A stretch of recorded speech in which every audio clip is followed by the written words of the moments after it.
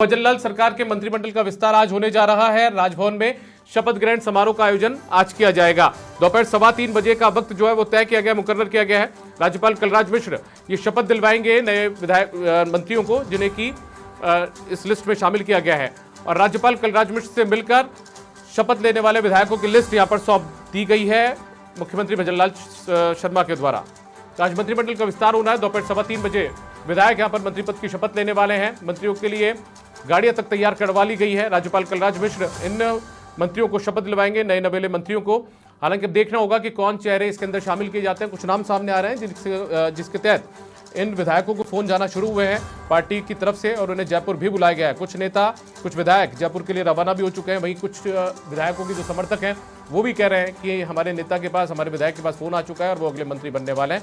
ये तस्वीरें आप देखिए जब यहाँ पर मुख्यमंत्री भजनलाल शर्मा पहुंचे राजभवन, और राजभवन में यहाँ पर राज्यपाल कलराज मिश्र से मुलाकात उन्होंने की है। ये अंदर जाते हुए काफिले की तस्वीरें आप देख पा रहे हैं, और कुछ देर में मुलाकात की तस्वीरें भी हम आपको बताएंगे जब उन्होंने लिस्ट यहाँ पर सौंपी है विधायकों की, क्योंकि नए जो मंत्री हैं वो बनने वाले हैं। आज उम्मीद जताई जा रही है कि करीब 1 दर्जन से लेकर 1.5 दर्जन यानी कि 12 से 18-20 तक के बीच में मंत्री यहाँ पर बनाए जा सकते हैं। राजस्थान में विधायकों की संख्या के मुताबिक यहाँ पर 30 मंत्री बन सकते हैं। इन 30 के अंदर से 3 मंत्री यहाँ पर बन चुके हैं, खुद मुख्यमंत्री और साथ में 2 उप मुख्यमंत्री। ऐसे में 27 मंत्री यहाँ पर और बनाए जा सकते हैं। अब ऐसे में 27 मंत्रियों में अब कितने मंत्री यहाँ पर बनाए जाते हैं, ये मुख्यमंत्री का विशेषाधिकार है, उनका निजी अधिकार है। कितने लोगों को यहाँ पर शपथ दिलवाई जाती है। कल देर रात वो दिल्ली भी थे, दिल्ली से लौटे भी। दिल्ली में बताया भी उन्होंने, पार्टी के आलाकमान से भी मुलाकात यहाँ पर की, आला नेताओं से मुलाकात की। जो लिस्ट थी उस पर सहमति यहाँ पर बनने के बाद में वो जयपुर लौटे हैं, और आज राज्यपाल को उन्होंने लिस्ट यहाँ पर सौंप दी है। तो राज्यपाल कलराज मिश्र को नए बनने वाले मंत्रियों की लिस्ट सौंपी गई है। मुख्यमंत्री ने जाकर ये लिस्ट सौंपी है, और आज दोपहर 3:15 बजे का वक्त मुकर्रर किया गया है जब यहाँ पर नए नवेले मंत्रियों को शपथ दिलाई जाएगी। हालांकि कई नाम हैं जो सामने आ रहे हैं, लगातार संभावित नाम है, लेकिन ये संभावित नामों से पर्दा जो है वो कुछ देर में हट जाएगा। कुछ घंटे का और इंतजार यहाँ पर करना आपको और हमें पड़ेगा। लगभग 3.5 घंटे का वक्त बाकी है, उसके बाद में इन नामों से पर्दा हट जाएगा कि आखिर कौन मंत्री यहाँ पर बनाए जाते हैं। लेकिन राज्यपाल कलराज मिश्र को लिस्ट यहाँ पर सौंप दी गई है।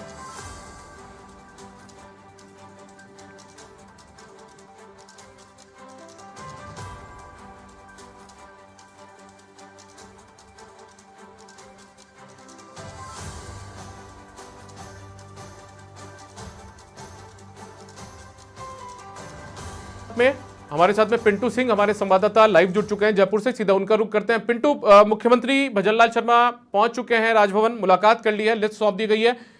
हालांकि इस पर से पर्दा तो 3:15 बजे उठेगा कि आखिर कौन मंत्री यहां पर बनाए जा रहे हैं, लेकिन आपके पास यदि कोई जानकारी मिल रही हो, कुछ नाम यदि बाहर निकले हो।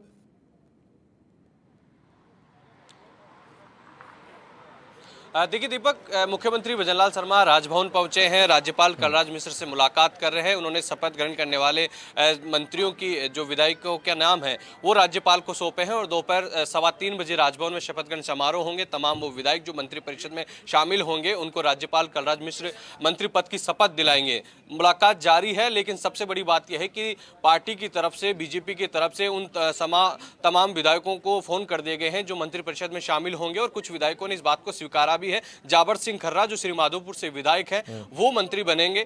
उन्होंने इस बात को स्वीकार लिया है कि मेरे पास फोन आया और पार्टी जो भी मुझे जिम्मेदारी देगी, जो भी विभाग देगी, मैं ईमानदारी से काम करूंगा। हीरालाल नागर का नाम सामने आ रहा है जो सांगोद से विधायक है, मूल ओबीसी के तौर पर उनको पार्टी में जगह मिली है हाड़ौती से, उनका भी बयान सामने आ गया है। हालांकि अभी तक सूची बाहर नहीं आई है। जो सूची मुख्यमंत्री भजनलाल शर्मा ने राज्यपाल को सौंपी है वो थोड़ी देर में बाहर आएगी, और आधिकारिक तौर पर वो तमाम वो चेहरे हैं वो स्थिति स्पष्ट हो जाएगी कि कौन कौन आज मंत्री पद की शपथ लेंगे। लेकिन संभावित चेहरों में दीपक जिन नामों की बात चल रही है, जाबर सिंह खर्रा, प्रतापपुरी, हीरालाल नागर, बाबा बालकनाथ, शत्रुघ्न गौतम, ये तमाम वो नाम हैं जिनके पास फोन पहुंच चुके हैं। हमारे जो सूत्र बता रहे हैं कि उनके पास पार्टी की तरफ से फोन आया, सूचना आई है, और दोपहर 3:15 बजे वो मंत्री पद की शपथ लेंगे। लेकिन एक और जानकारी निकलकर सामने आ रही है दीपक, राजेंद्र राठौड़, उनको जो पुष्कर सिंह धामी और केशव प्रसाद मौर्य की तर्ज पर सरकार में मौका मिल सकता है, उनको मंत्री पद की शपथ दिलाई जा सकती है। अभी जब हम उनके घर पर पहुंचे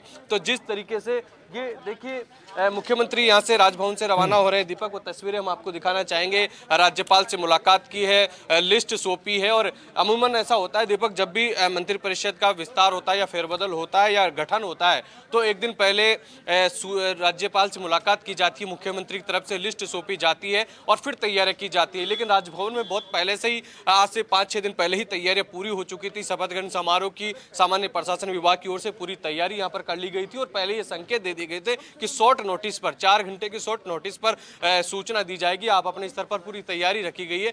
उसी तरीके से राजभवन में पूरी तैयारियां थी, पूरे पहले से तैयारियां कर ली गई थी और सिर्फ नाम सौंपने यहाँ पर मुख्यमंत्री भजनलाल शर्मा राजभवन पहुंचे हैं और मुलाकात हो गई है। वो लिस्ट उनको सौंप दी गई है और अब मुख्यमंत्री यहाँ से निकलेंगे। ये जो राजभवन के द्वार हैं वो खोल दिए गए हैं, यहाँ से वो निकलेंगे और उसके बाद में पूरी तैयारियां होंगी और 3:15 बजे तमाम वो विधायक जो शपथ लेंगे और जो साक्षी बनेंगे मेहमान, वो राजभवन पहुंचेंगे। लेकिन उससे पहले मंत्री पद की शपथ लेने वाले विधायक पार्टी मुख्यालय पहुंचेंगे। जो बीजेपी की परिपाटी रही है, परंपरा रही है कि जो भी जिसको बड़ी जिम्मेदारी मिलती है, मंत्री पद की जिम्मेदारी मिलती है, वो भाजपा मुख्यालय पहुंचते हैं। वहां पर उनका तिलक लगाकर उनका स्वागत किया जाता है और फिर वहां से वो रवाना होते हैं। ये काफिला रवाना हो चुका है दीपक। मुख्यमंत्री का जिस तस्वीर का लंबे समय से इंतजार था, काफी देखिए प्रसन्नचित मुद्रा में भजनलाल शर्मा यहाँ पर नजर आए, खुश नजर आए और एक मुस्कान उनके चेहरे पे दिखी। वो यहाँ से अब निकल रहे हैं और पूरा काफिला, क्योंकि इसी मुलाकात का लंबे समय से इंतजार था। पिछले 25 दिन से, पिछले लंबे समय से इस पूरे मसले पर एक्सरसाइज चल रही थी कि मंत्रिमंडल विस्तार के लिए किन नामों का चयन किया जाए, कौन कौन से इतने सारे विधायक हैं, उनमें से किन के नामों का चयन हो। तो ऐसे में वो चयन हो चुका है, इसलिए मुस्कुराहट जरूरी भी है।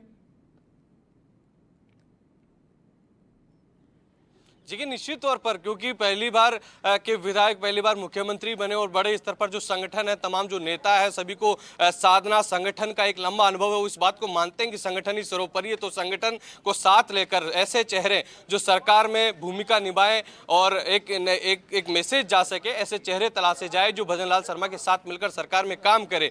तो ये पूरा मंथन किया गया था, क्योंकि दीपक देखिए जिस तरीके से बीजेपी में एक जनरेशन शिफ्ट हुई है, संगठन से लेकर सत्ता तक जो नए चेहरों को जिस तरीके से मौका मिला है, तो निश्चित तौर पर पूरी एक बीजेपी नजर, एक नई बीजेपी के तौर पर, एक नए कलेवर में बीजेपी नजर आ रही है। चाहे वो संगठन में एक युवा के तौर पर सीपी जोशी हो या मुख्यमंत्री के तौर पर युवा चेहरे के तौर पर भजनलाल शर्मा हो, तो मंत्रिमंडल में भी युवा चेहरे आएंगे, नए चेहरे आएंगे, एक नई बीजेपी राजस्थान की जनता के सामने नजर आएगी। तो सत्ता में भी इसीलिए पूरा एक विश्लेषण किया गया। जिस तरीके से जो सेकेंड जनरेशन के जो नेता थे वो फर्स्ट जनरेशन में शिफ्ट हुए, तो एक बदलाव जब होता है तो एक मंथन और एक मंत्रणा, एक लंबा कहीं ना कहीं विश्लेषण होता है। इसीलिए पूरा समय लगा है, क्योंकि जिस तरीके से कद्दावर नेता थे वो धीरे धीरे मार्गदर्शन मंडल में जा रहे हैं। ऐसी स्थिति में एक ऐसे नए चेहरे जिनको राजस्थान की राजनीति में स्टेब्लिश करना है। पिंटू एक सवाल मेरा, पिंटू एक आखिरी सवाल और है मेरा आपसे। कुछ देर पहले आपने खबर ब्रेक की थी कि मदन दिलावर जो कि विधायक हैं, हाड़ौती से विधायक हैं, पूर्व मंत्री भी रह चुके हैं, हालांकि पिछले कार्यकाल में उन्हें मंत्री बनने का मौका नहीं मिल पाया था, उससे पहले वो मंत्री रहे हैं। उन्होंने संगठन महामंत्री से मुलाकात की है, तो क्या उनका नाम भी लिस्ट में शामिल है? निश्चित तौर पर देखिए वो काफी वरिष्ठ नेता हैं, अनुभवी नेता हैं, संघनिष्ठ माने जाते हैं, संगठन का भी अनुभव है, मंत्री रहे हैं।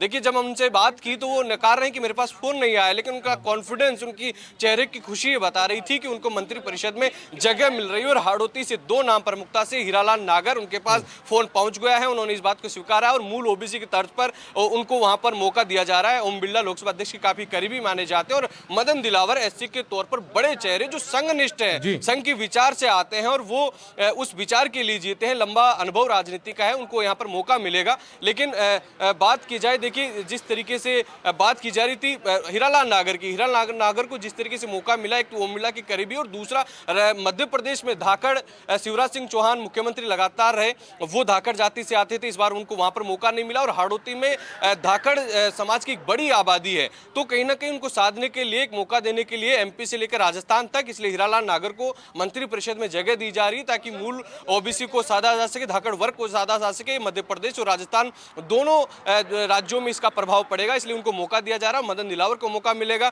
जाट समाज के तौर पर जाबर सिंह कर्रा के पास फोन पहुंच गया है। ब्राह्मण चेहरे के तौर पर शत्रुघ्न गौतम काफी खांटी नेता है, संघनिष्ठ माने जाते हैं। चलिए पिंटू, बहुत शुक्रिया आपका, बने रहिए हमारे साथ में।